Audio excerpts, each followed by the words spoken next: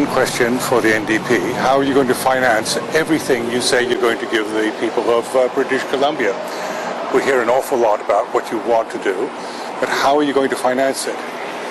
Thank you. I think this is obviously a really important issue. I think there's a growing cynicism about politics because often people talk about what they want to do, but not about what they have, how they're going to pay for it. And often these ideas are disconnected. For example, the Liberal government started a carbon tax, but all the money was used to pay, essentially, for tax cuts, a lot of them for the biggest corporations in the province.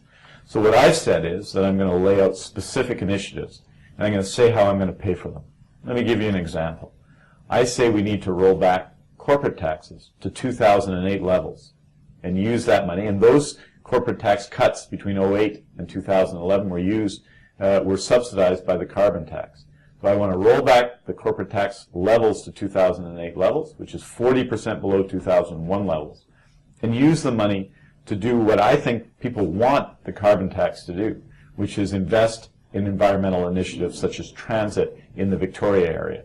I think that if we do that, we will reconnect the taxes people pay with the services they get.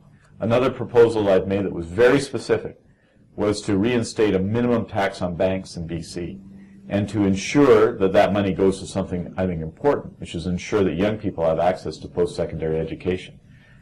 I think what people want today is people to talk straight with them about politics. If we're going to propose new things, and I think it's very important that we address climate change, that we improve transit services, and we give young people access to post-secondary. If we care about those things, we have to talk about how we'll pay for them, and that's what I intend to do.